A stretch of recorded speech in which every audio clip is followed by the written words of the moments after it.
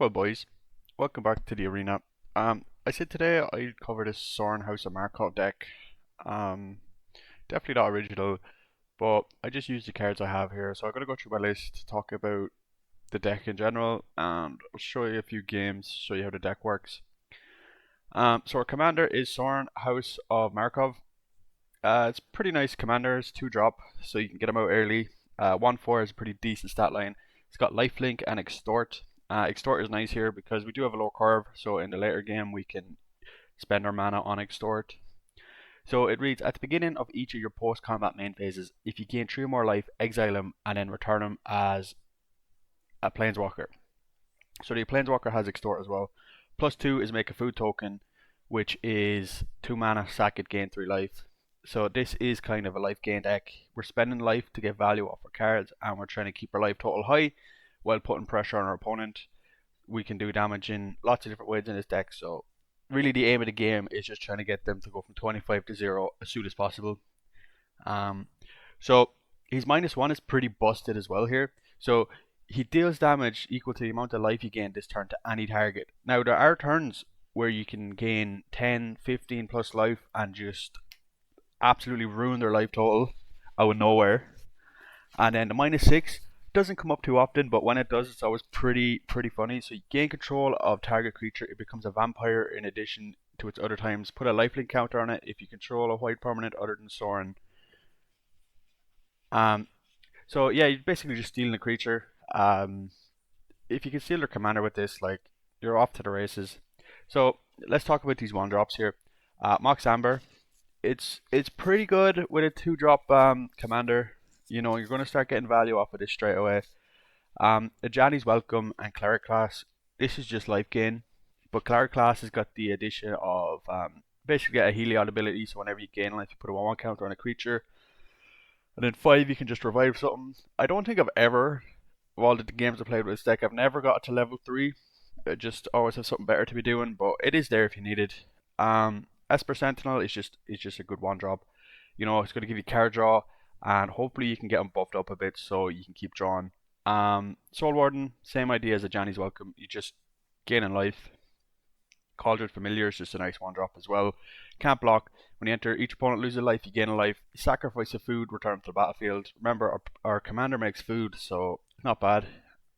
Dark Ritual, crazy card. Every time I talk about this card, I say it's a crazy card, but you know, being able to make 3 mana on turn 1 and then drop something like, you could drop Sorin and this Knight of Ebon Legions. He's a 3/3. You pay 3 to make him a 4/4 with that touch, and if he lost 4 more life, you put a 1/1 counter. Pretty, not too hard to make your opponents lose 4 life, so you know, that's a pretty strong turn 1 there. Malika Rebirth, I just like it. I mean, it's a land on the back if you need it. And then you can bring back a creature if it dies. Nethergoyf, he's a nice 1-drop. I mean, he just gets bigger and bigger over time. You know, your opponent's gonna have to do something about it eventually. So I like him for a 1-drop. Unearth. So this, you can kind of use this card to get around command hacks if you're okay with leaving Sorin in the graveyard. But if this gets counter, you're kind of cooked as well. So keep that in mind. But there's lots of good targets in the deck for this card. So that's our 1-drops. 2-drops, we'll get into it. A Johnny's Pride Mate. I mean, whenever you gain life, you just get to 1/1 counter. He just gets bigger and bigger. This is kind of a must-kill card for your opponents before it gets out of hand. Fateful Absence, just two mana removal spell. I can't believe I'm not running swords in this deck. Wow. Okay, we'll find somewhere for swords before I wrap this up. Um, Griffin Airy. At the beginning of your end step, if you get 3 or more life, you make a 2/2 Griffin with flying. Pretty good for just getting tokens out. Like I said, you kind of want to have a lot of creatures, being able to just get damage in any way you can. Revitalize. So this card is literally in here just to help transform Sorin into a planeswalker. Gain 3, draw a card. You could probably drop it for swords. I might do that actually. We are going to do that. We'll get rid of this. Wait, hang on. Yeah, it done goofed. All this time I'm playing it, I'm thinking I don't have a swords in the deck. Madness. Madness. Yeah, there's our swords. Happy days. Well, I guess I need to go back to Swords of Plowshare. I think we all know what it does, but exile a creature. Its controller gains life equal to its power. Not bad. Good in emergency situations. But I mean, the deck's been working fine without swords either. Sanctify, same idea as Revitalize, but you get to destroy an artifact or enchantment. That's pretty good in this deck, being able to gain 3 and then get rid of a problem artifact enchantment. Flowering of the World Tree is just very good. You know, it gives legendaries +2/+1, and then non-legends +1/+1. Oh, and you get ward 1 in your legends. That's pretty sweet. Voice of the Blessed. So whenever you gain life, you put a 1/1 counter on it, and it has 4 more. It gets flying and vigilance, and it has 10 or more. It gets indestructible. I've never got it to 10 counters, but like I said, it can be another problem card for your opponents that they have to deal with. Blood Artist. Whenever Blood Artist or another creature dies, target opponent loses 1 life, you gain 1 life. I like this card. I feel like a lot of the time it can be board wipe protection as well if you're wide enough. Because like I said, you can get their life total down pretty quick. So you know, if you have too many creatures, they can't really board wipe or they lose. Bowmasters is just good in general. It goes on any black deck if you ask me. And you just punish your opponent for drawing, got flash, and it makes a token. Bitter Blossom. So you're making a 1/1 flyer every turn for 1 life. Paying life in this deck isn't a huge deal, so I wouldn't really worry too much about it. Same idea with Call of the Ring here. You just at the beginning of your upkeep, the ring tempts you, and whenever a creature, or whenever you choose a creature as a ring bearer, you gain or you pay 2 life and draw a card. So this is just draw power really. The ring effects are kind of nice. They come up sometimes, but like I said, you're mainly running this just to draw cards. Go for the Throat is just removal. You could run out in here. Can't Stay Away is just a revival spell. So like I said, we have a lot of cheap creatures in this deck, and being able to get them back is pretty nice. Flashback is there if you need it. Like this can revive your commander, so nice enough. Cruel Celebrant, kind of like Blood Artist. Whenever Cruel Celebrant, another creature or planeswalker you control dies, each opponent loses a life, you gain a life. Like I said, you're just trying to rip apart the life total here.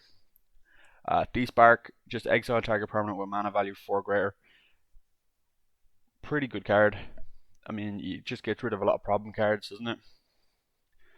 Dire Tactics, exile target creature. If you don't control a human, you lose life equal to its toughness. So our commander's a human, but if it's transformed, it doesn't really matter if we lose a life anyway.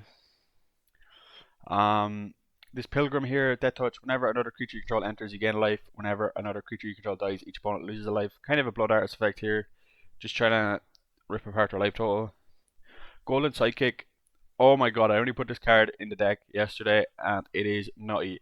So it's 2 mana for a 2/2 flying lifelink. That's already decent. But whenever you gain life, a random creature card in your hand perpetually gains +X/+X, where X is the amount of life you gained. This can make your creatures absolutely huge. Because there's a lot of ways you could just gain loads of little bits of life and all your creatures are just getting bigger and bigger and bigger. And it just makes it difficult for your opponent. And like I said, it's got flying and lifelink as well, so you're gaining life with it, you're doing damage with it. Perfect. Arcane Signet's just ramp.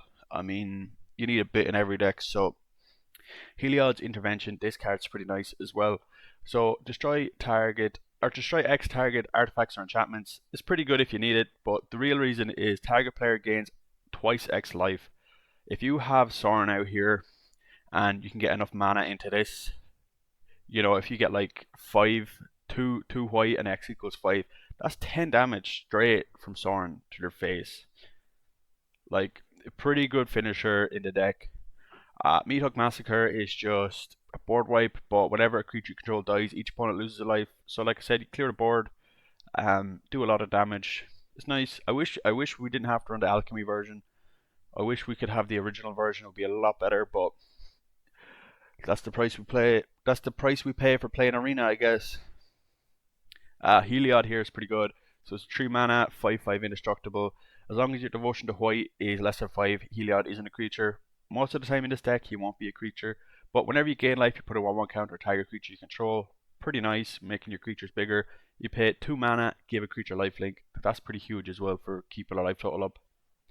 Lorna the Third Part, literally just artifact enchantment removal.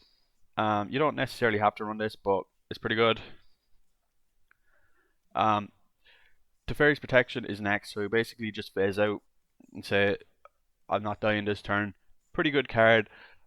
But I mean, I've actually never played it in this deck. I've never I played a lot of games with it, but it's just never come up. So, but we all know it's a good card, so you don't have to run this, but I do. Enduring Innocence. I actually just pulled this morning, so I cut what is it? What do you call it? Leyline of something. Yeah, Leyline of Hope.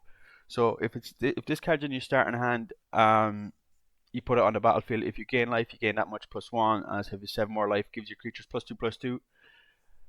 See, this card looks good on paper, but the problem is if it's not in your opening hand, which I've never had it in my opening hand, it doesn't do a lot because a lot of the time I feel like 4 mana is not going to 4 mana for an enchantment that doesn't do much, especially if you have less than 7. Because a lot of times in a deck, you can go down to 10 or 11 life, and it's fine. But like I said, you need a load of life to actually get value out of this thing. So I said I'm gonna try this. Where is he? Enduring Innocence. So this is a 2-on with lifelink. Whatever. It's just draw power really, and it can kind of protect itself by reanimating itself. So nice. Also like the art, kind of cute. Resplendent Angel. I like this card as well. So it's a 3/3 flyer for 3. Nice. At the beginning of your end step, if you get 5 or more life, you make a 4/4. You pay 6 to give it +2/+2 lifelink. I mean, it's definitely not the best card in the deck.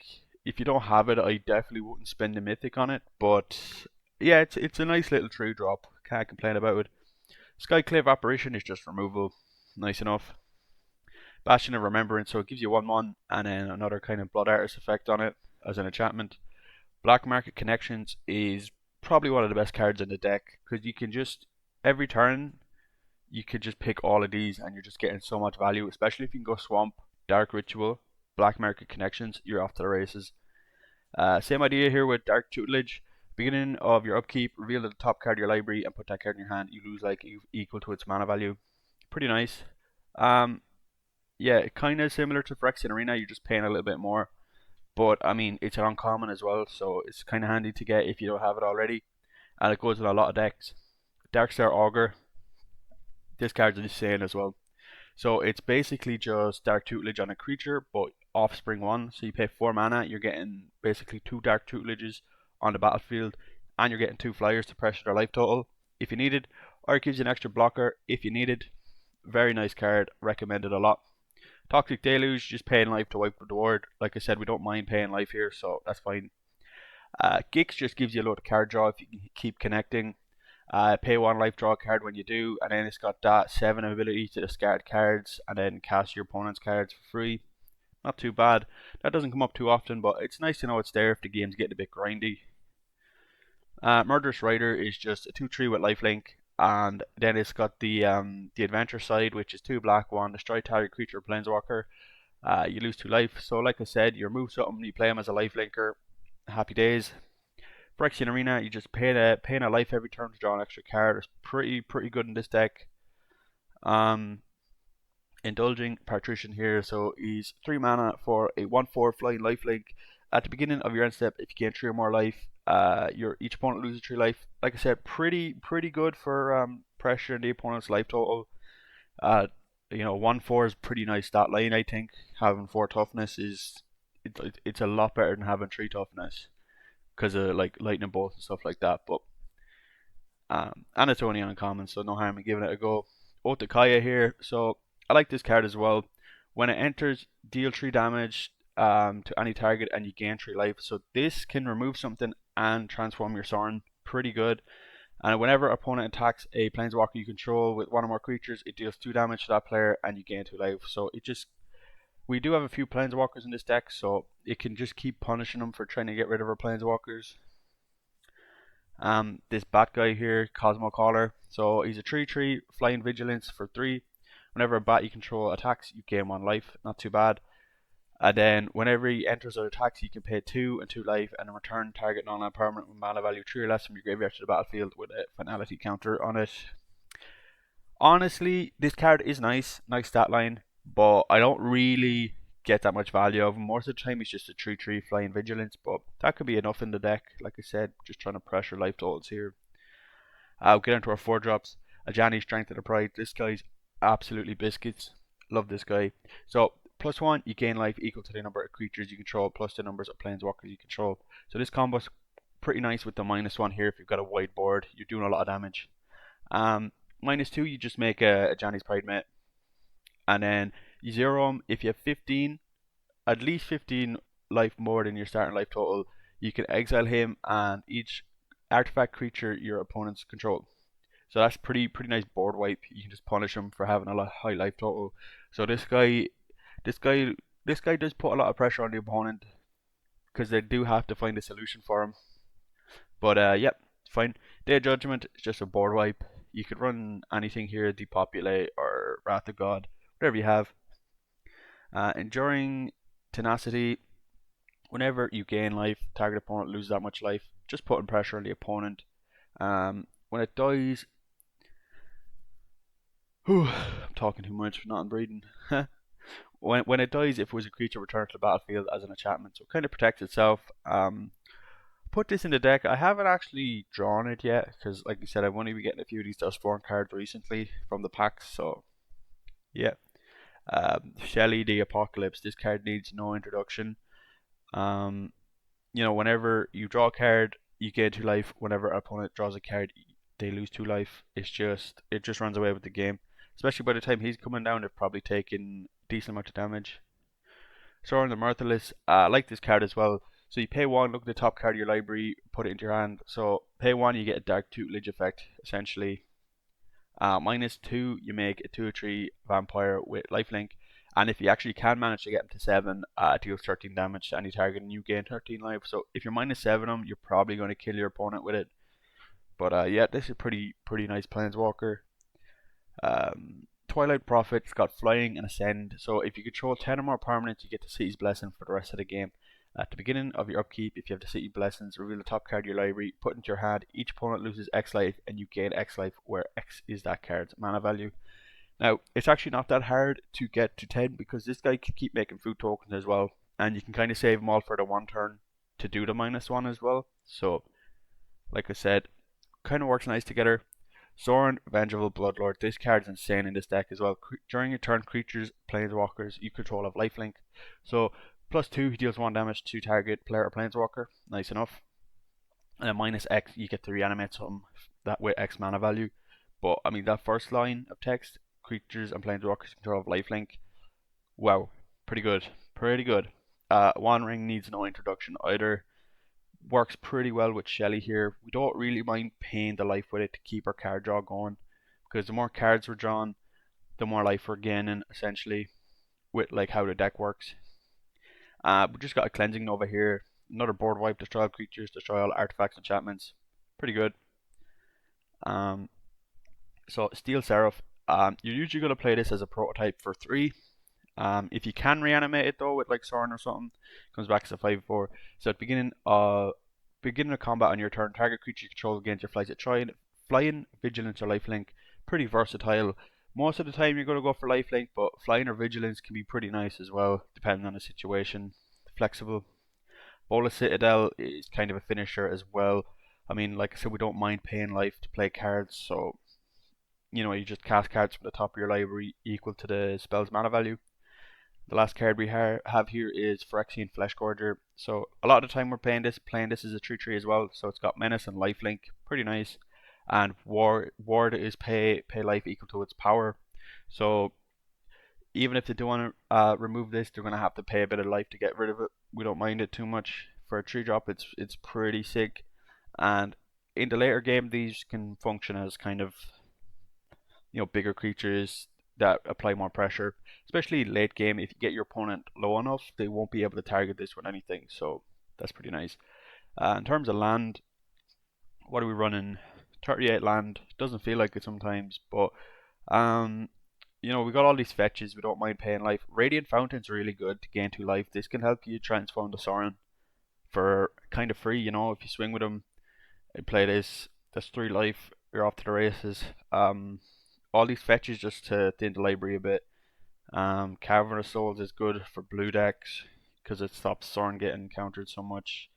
Couple shocks, whatever kind of cards you have. These channel lands are pretty sick as well. I don't have the white one actually, but I'd probably run it if I had it. And Phyrexian Tower is pretty good too. So add a colorless or sacky creature, add 2 black. It can be nice just to get things out a bit earlier. But yeah, I'll just show you some cards I'm not running in the deck. Some cards I've been thinking about running in case you don't have all these cards and you're looking to build this deck. I'll show you some other options. But yeah, overall I'd say the deck is pretty strong. It could squeeze out a win a lot of the time.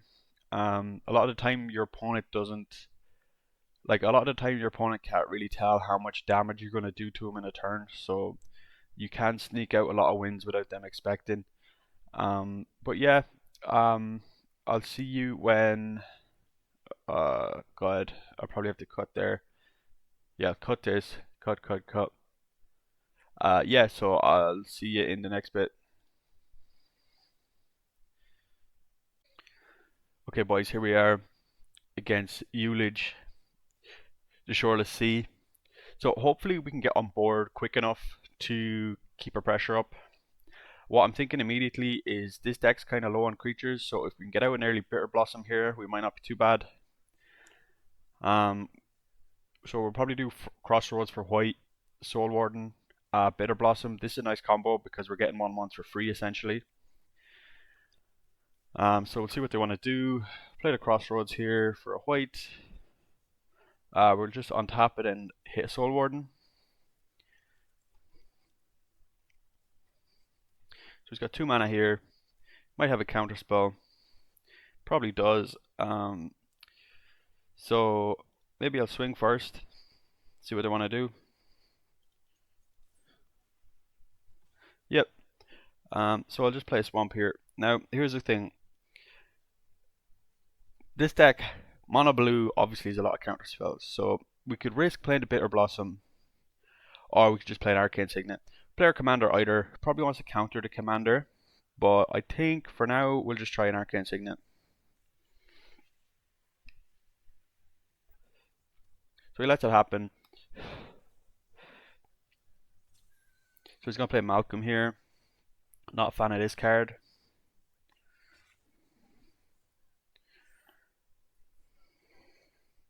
So what I think I might do here is play the Sorin first, let it get countered, and then we'll go for the Bitter Blossom.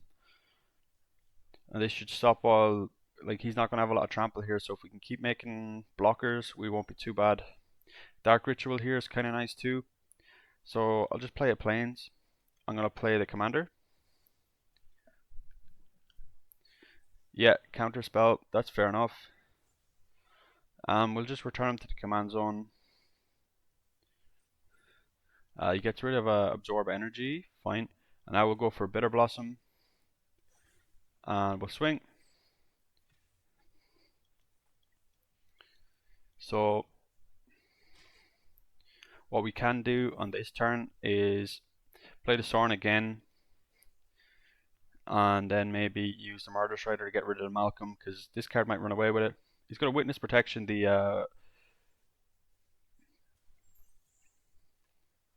See, we have Can't Stay Away here. That's kind of nice. So we could play the Abandoned Mire here. Just go for the Sorin, sure. Lets it happen. That's kind of nice. Eaten by Piranhas. He's just gonna let it become a 1/1. Fine. So we're just gonna keep going wider here. We're not drawing a lot of our life gain cards, but our life total is still pretty high. So he's got the Ullage here. So what I might do is Dark Ritual into Murder Strider. Just get rid of this.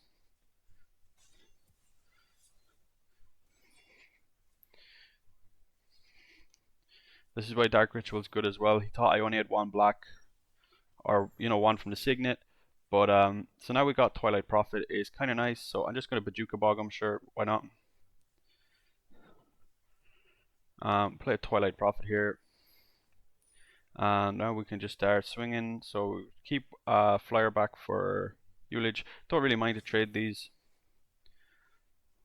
So this Can't Stay Away is not doing much for us here, but we can still play Murderous Rider.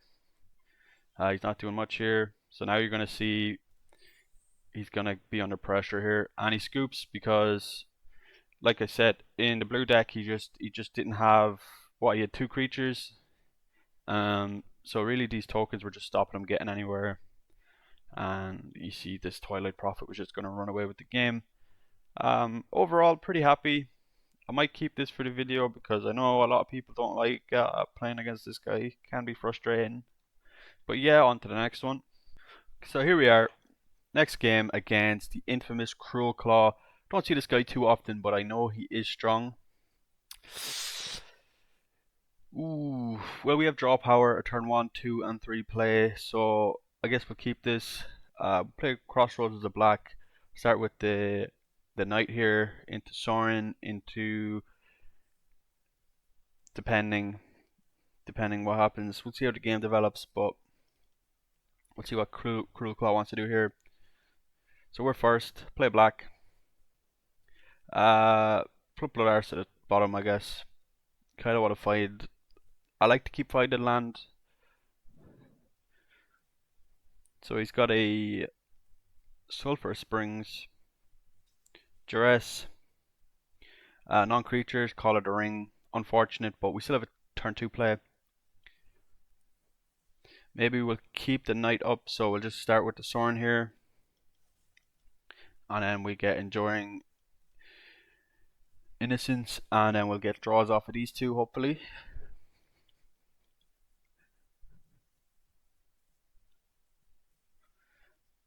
Scalding Tarn. You gotta crack it and look for something. Don't mind it. Ring here is pretty nice. Not much you'll be able to do about it. God of Lies. So he wants to get rid of the knight. Fair enough.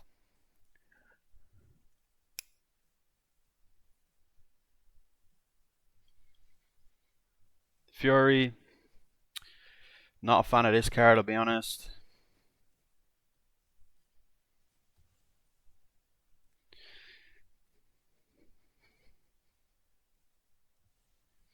Getting kind of low on cards here. Dire Tactics. So I guess I'll just play Intolerance here.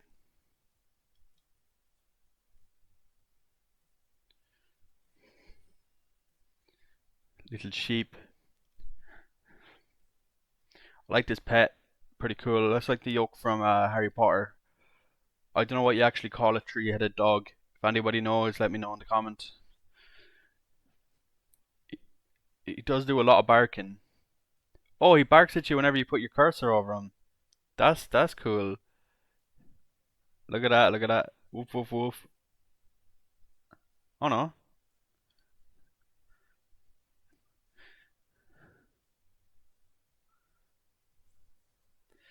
So he's got to play a simulator here.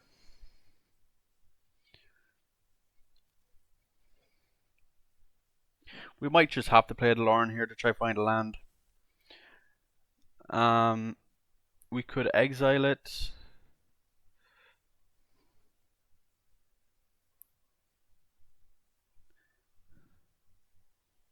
So we do get a land here. So I guess we will just play our commander again. So we get to draw here off the sheep. Mox Amber. Ooh.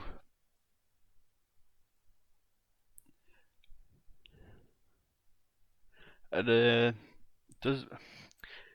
is there a reason to keep it in hand? Guess not.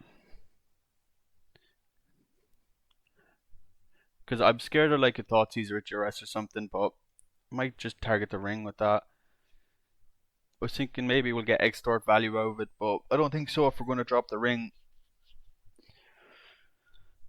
So we actually can block here, which is nice. We can get rid of the assimilator. This thing's going to reanimate itself. Gain a bit of life as well. So I think our best play will be to drop the ring, give us some protection. We got Dire Tactics for the Cruel Claw here. So we just taken my commander. That's not great. Sacks our commander. Yeah. Playing Lava Spur Boots. Still stuck on 2 land though, so we're not too bad. He wants to swing with the Assimilator, sure.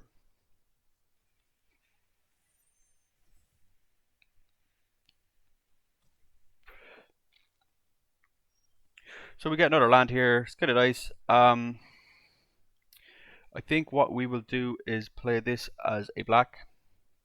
We'll just drop the ring here. We can hold up Dire Tactics. Actually, we can't. It's alright. We still swing with the sheep here for a bit of lifelink.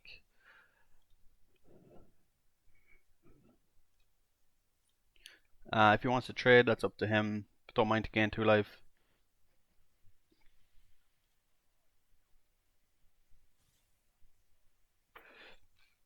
So we start drawing now with the ring. Pretty nice. Pretty busted card. I mean, this card literally goes in every deck, if you ask me.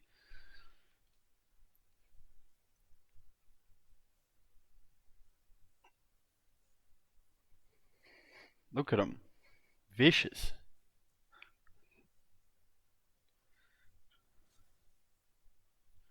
Yep, wants to use the creature here.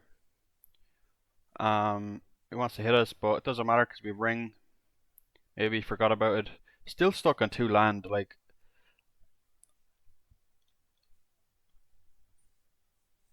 So we get Heliod's Intervention here. Draw a card. So we do have Teferi's Protection. So we'll draw some more, I guess. Mesa here. So we'll just find a land. I guess we'll get a white. It's fine. Still can't play our commander. Can't do much here, to be honest.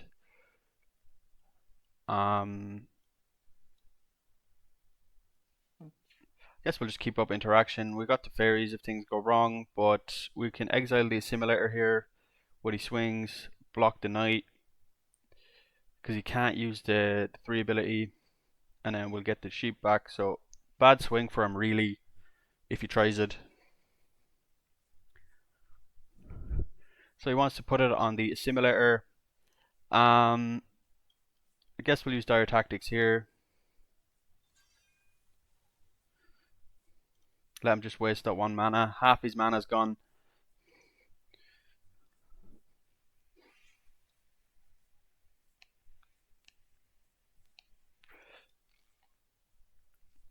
So we could play Lorne here, get rid of the Lava Spurs as well. Get rid of that haste, or that Ward 1 and haste. So does he want to swing? Yeah, we'll block here. So we gain 2, and we're going to get our knight and our sheep back as an enchantment. So it's my turn now. Lose some life. Unfortunate. Ooh. What do we play? I guess we should play. Ooh, we could play the Sorin, but I don't want it to get removed again. I suppose it'd be grand. So we get a land here. Nice. So we could play Sanctify here. Get rid of the boots. So we're starting to get, I'd say, in our favor here. I mean, he's playing pretty low cost cards, but 2 mana, still tough out here for him. So if we do get the opportunity, we're just going to keep making foods here. Because we do have some creatures we can drop here to stop the Cruel Claw from connecting. Especially with the Tenacity here, we could use it as a blocker, make it into an enchantment. Pretty tough game for him. I'd say if he was on curve a bit more land, he might get somewhere, but all of his cards seem to be pretty cheap. Like what's that? 1 drop, 1 drop, 1 drop, 2 drop, 1 drop. That's all we've seen out of him. So maybe he does. Yeah, he's got Fury as well, but he played that for free. That's a 2 drop. Sneak attack. Nice card. I didn't even know this was on Arena, to be honest. Oh, sure, it was printed in Wilds of Eldraine, yeah. So what do we do here? I guess we're going to play Sorin, or use Sorin, make a food. Then we will play Knight. Do we want to extort? No, I say we just spam the board here. So we're going to draw. That's another land. I guess now we can play the Tenacity. Guess I won't extort here either. And then we will play Heliod. We will extort here. So we can block the Cruel Claw here. But if he swings at us directly, maybe we'll just take control of it with the Sorin. We also do have the intervention here. So what we have 4, 5, 6, 7, 8, 9 mana. So we're talking 14 damage with the Sorin here if he's not careful.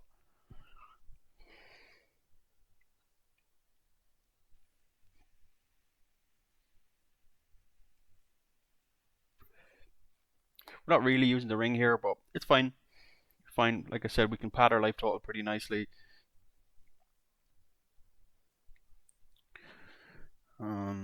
Yeah, I'll go to YouTube here. I'm listening to music as well. If anyone's interested in my music taste, just ask me in the comments. Somebody, please leave a comment. Somebody watch my video. So we'll double block here. I'd probably kill this Tenacity, but then we get to keep the Knight. So he's already killing one.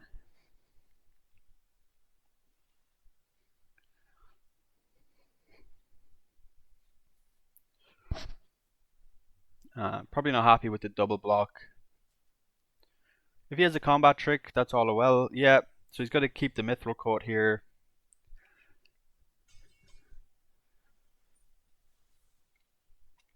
So yeah, he scoops. I mean, we just had so many plays there. I would say good game, but I mean, 3 mana for him. Tough out here, boys. Yeah, what could we have done? We could have taken his Cruel Claw. We could have an intervention, hit him for 14 plus the Tenacity, GG. Yeah, no point in taking a Cruel Claw. We would have won it anyway here. I guess let's say on to the next one. Here we are, back in the arena. Who are we facing? Bolas the Ravager. I guess we will mulligan here. We don't have any white mana. We kind of need it for the tactics. This hand's looking better with 2 1-drops. Sorin on 2, Angel on 3, Shelly on 4. Seems nice. I guess we'll start with the Esper Sentinel.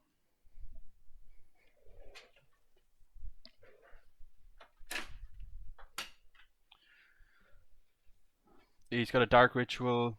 At least we get to draw a card here. So hopefully he doesn't play Black Market Connections. Playing a Gix here.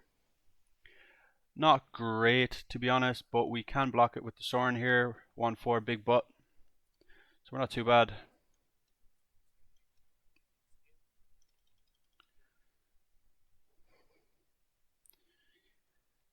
So he's going to Surveil 1.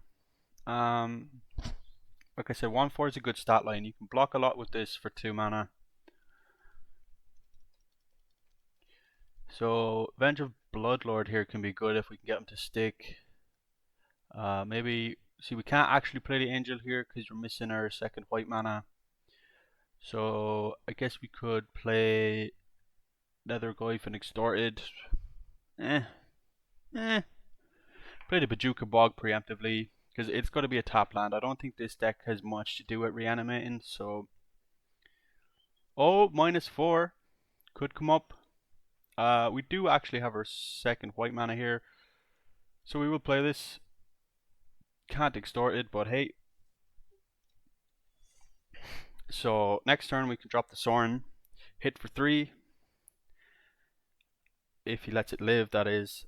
Transform the Sorin and then shoot the Gix.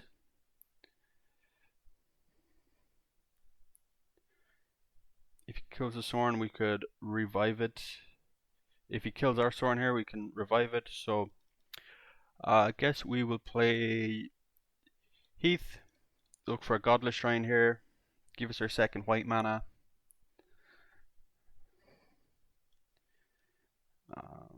Here she is. So we'll play the Sorin here. Can't extort.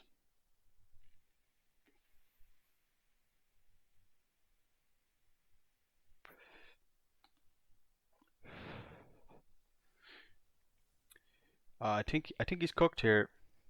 So we're just gonna move to combat here.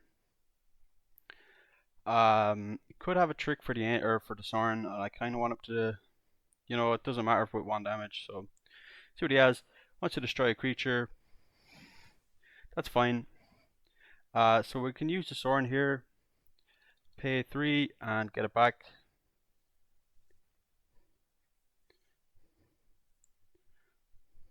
Not much has changed except we have a Sorin down. Hopefully you can't kill it here.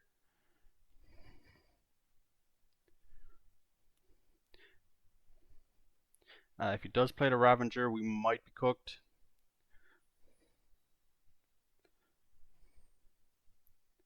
See what he wants to do.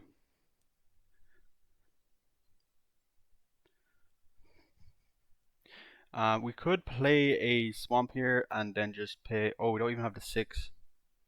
So he's looking for a land here. See what he gets. Doesn't really matter, I suppose. Gets an island.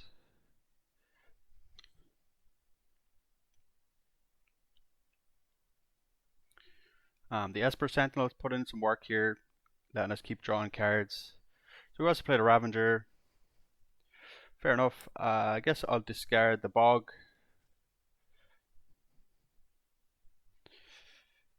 So it's 7 to transform. So we do have some time here. So I guess we will +2 here.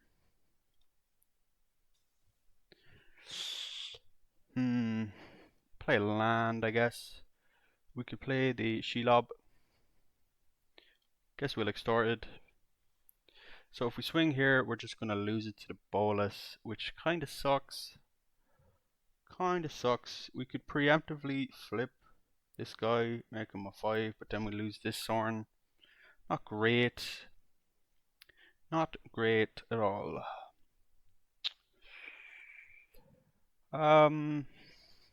Keep it up as a blocker isn't bad, I suppose.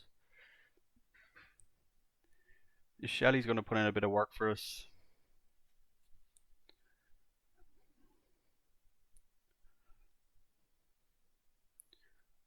Maybe if he does want to swing, then we can get the Angel to, we can make a 4/4 Angel. So maybe we do let the Sorin, oh no we couldn't, because we lose the lifelink. So do we block here?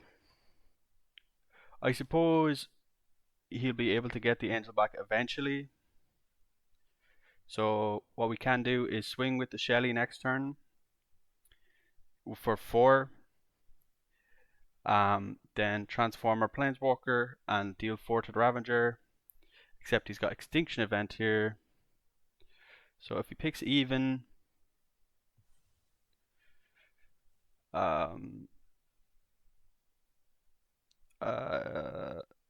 he's exiled. So yeah, moving back here. Black Market Connections is kind of nice. So I guess what do we do here? Play the Connections. Hopefully this will get us going. Play the Nethergoyf. Just deal 1 to him. So we're threatening an Angel again.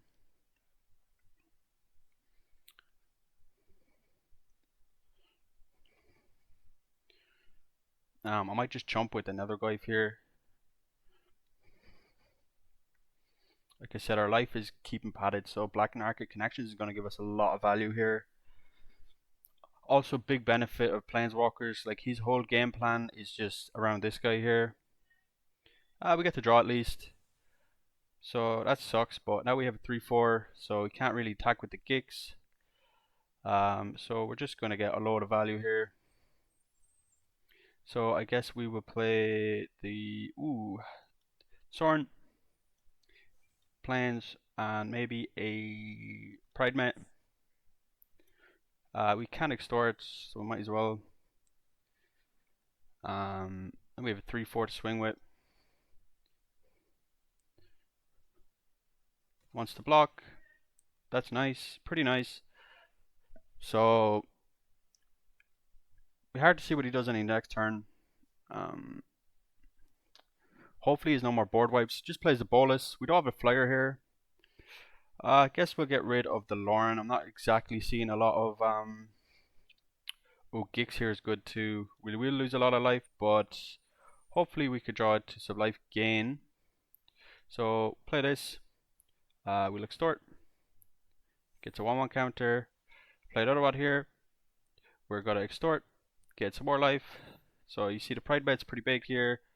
What could we swing with? This, and this, I guess. Except we're gonna be drawing cards off of this, so down to 8. I mean, it's not looking good for him. So we'll draw. We will drop. Soul Warden's nice here. So Jari Pride Mate. This guy's gonna transform. 3 damage. I guess I'll just get rid of the Bolas here. And do we follow up with a Soul Warden? And he scoops. I mean,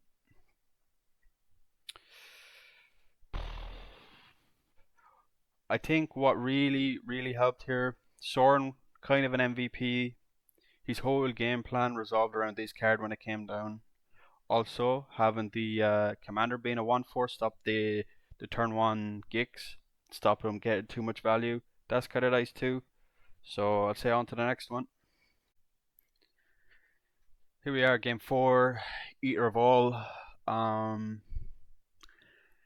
This is tough matchup, but Bitter Blossom gives us a lot of chump blockers. Sorin, you saw in the last game how good this guy was.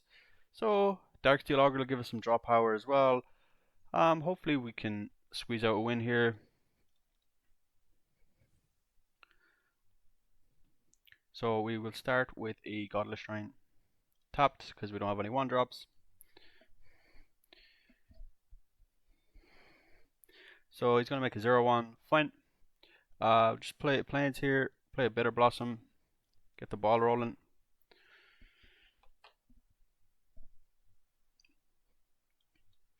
So we also play a Llanowar. Fair enough. Going to exile my graveyard. Probably should have saved that. We got this bat here. Ooh. What do we do? Suppose we could play Swamp and play this Angel. Fine.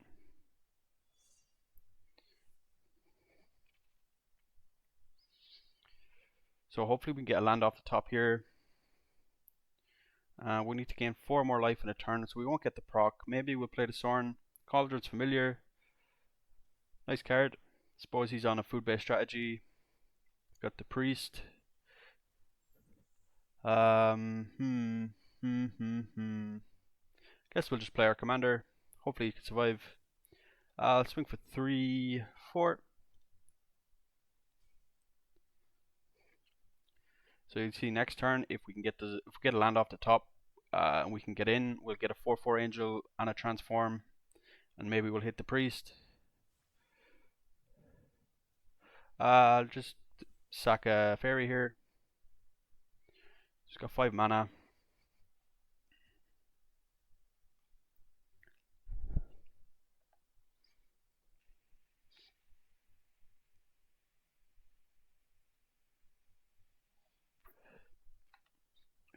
So he's playing the 6/6 here. No trample here, so we can just keep chumping with these little fairies. We do have a lot of food here, so this is dangerous for him as well with my commander ability.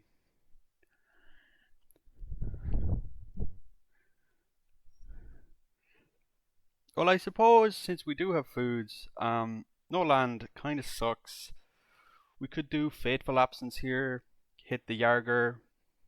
I kind of like it.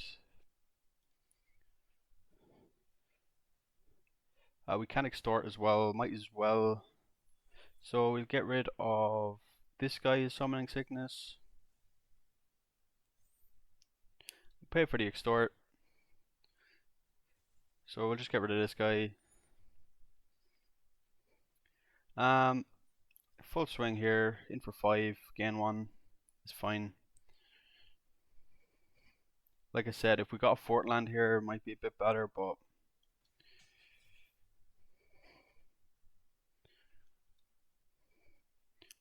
we do have the option of Flesh Gorger here. Dark Ritual, so maybe he wants to play the commander again. It's fine. Like I said, his life total is getting kind of low already.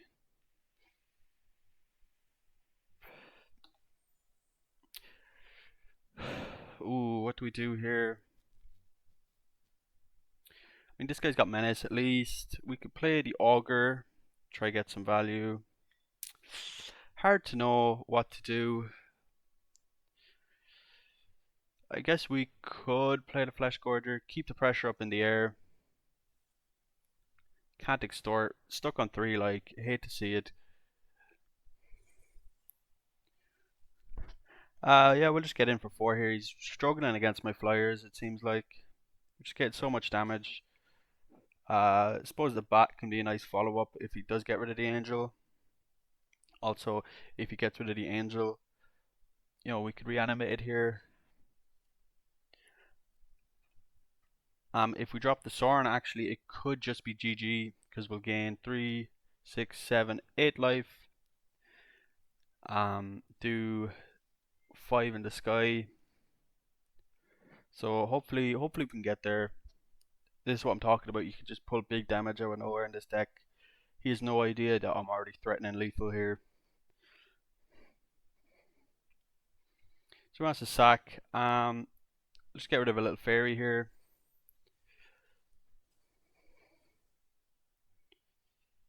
So I'd like to see a land here. But he does have 2 mana, so we're talking 13 life. So if I did swing, I'd get 7 life. We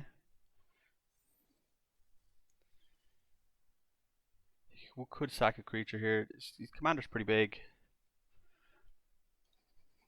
Wants to play Grief.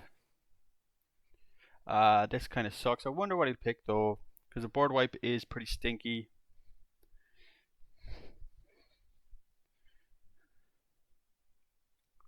If we could steal his Eater of All with the Sorin, it would be nice, but ooh, he got rid of the bat. I'm not sure why he'd do that. Ooh, guess we'll block here with a 1/1.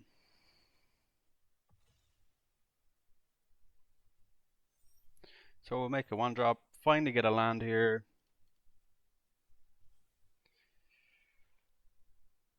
What do we get? A white, sure, why not? So we can do 3 here, or 4 here. Can't pay the extort. We can minus 3 here for a bat.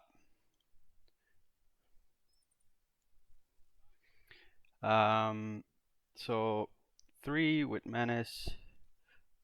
I don't mind this here.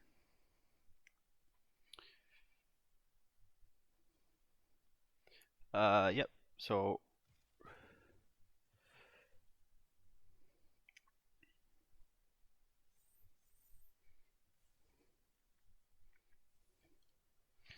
I mean, we just put him straight on 2 here. Get a 4/4. I mean, so we've got 4 flyers in the air. We can chump block all day.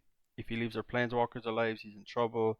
He knows we have a board wipe in case things go wrong. We've got tenacity here, so he's gonna try gain some life, but still play crafter. Ooh, guess we'll get rid of the angel here. Keep up some blockers. Try to defend the planeswalkers.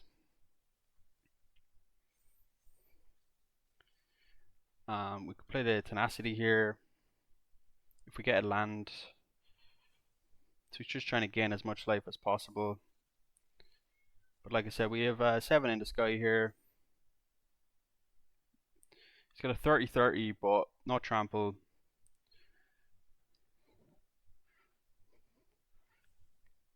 So he's out of mana now. So he's got 3 creatures he can attack with.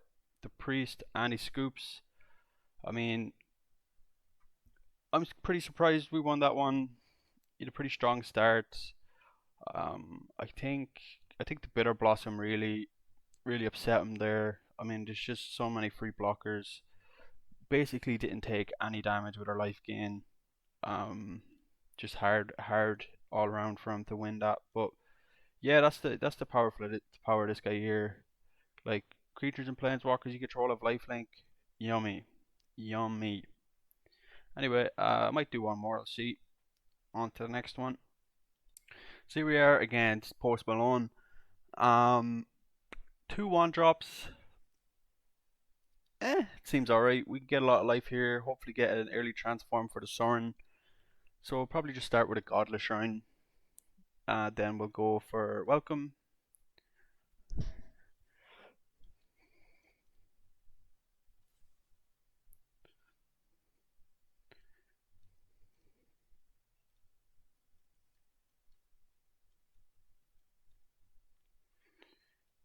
So maybe we play the Sorin next, and then we go Familiar Soul Warden, or Soul Warden Familiar. That should be enough to transform the Sorin here and get a bit of control going with our life gain removal strategy.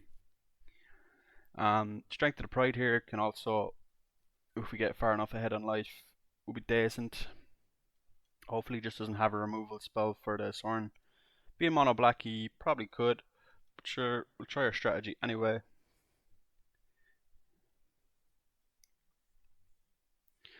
So we could play Soul Warden here, play the Familiar, extort the Familiar, make the Sorin, and either remove or make a food token depending. If he does want, Aetherflux, he tell you what, he's not getting to 50 life. So we would play Soul Warden, no extort. So we gain a life. We'll play a mountain or plains.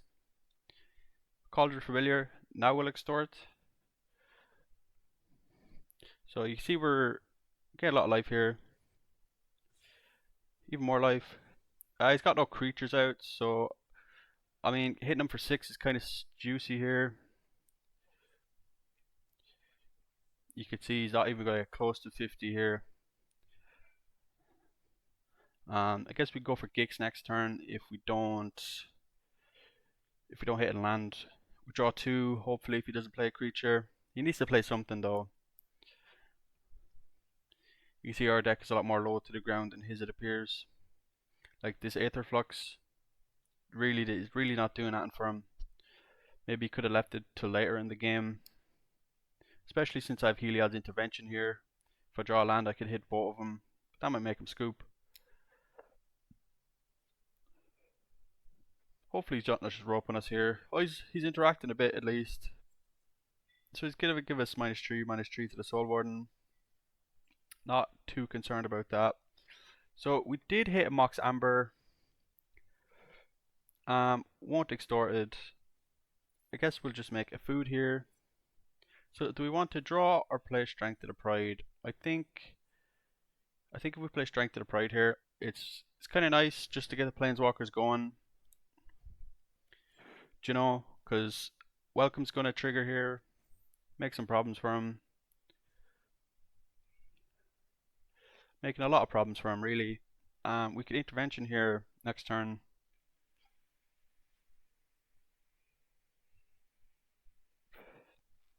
Even if we can get the Sorin high enough, we could steal the Gix.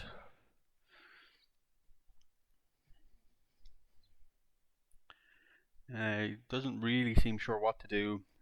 2 life gain decks. Like I said, the white cards in white and life gain are pretty good. Soul Warden, Welcome, Cleric class. You know, it's all nice. Necropotent, so he's not gonna be happy here. I wonder how low he's gonna go.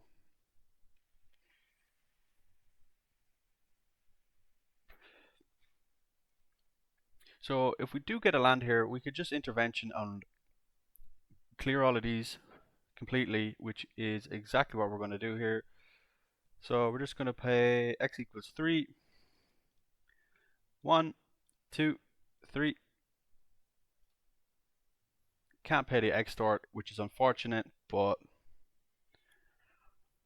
I mean, Necropotence is a bit too good of a card. I'd probably run it in here, but I don't have it. I'm not exactly sure if I want to craft it. Still considering it. Definitely good card to put in. Um, Probably didn't do the bit. I haven't recorded the bit of the video where I talk about cards you could put in a deck if you don't have the exact list. But yeah, he's roping me here. Um, he's not happy, obviously. Um, so what could we do here? I guess we could make another Pride Mate, buff up. Then we'll have 2 here. You see our life total's looking pretty juicy here. Um, yeah.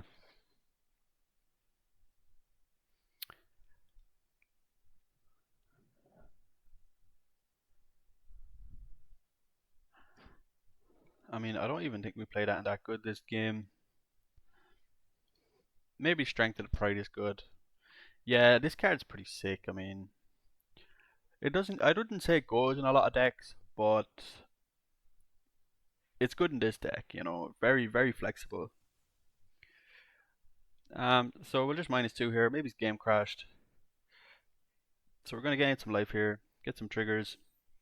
We'll make a food. So now we're ready to steal the Gix if he wants to drop it. Hit him down to 11. I told you that Aetherflux wasn't going to do much for him, but I mean he does have 8 cards in hand.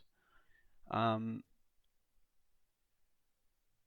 we're both kind of struggling for land a bit here, but I'd say I'm a bit better off because I have the Mox Amber coming in clutch here.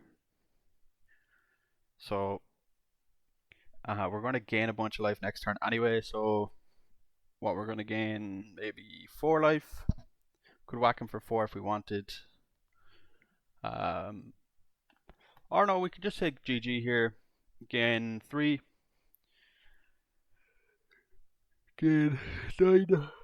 Hit him for 9. Swing for what is this? 8. I mean, it's a lot of damage. This kind of rope meta. Well, not meta, but this kind of idea of just like I understand for competitive play why you'd need a rope if you need to think, but I mean, Brawl isn't that serious. Yeah, so we'll just finish him here.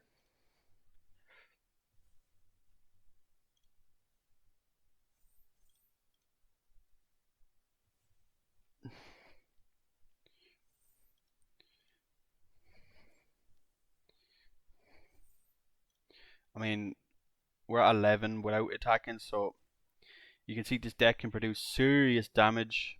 Serious damage. I would say that's kind of his fault.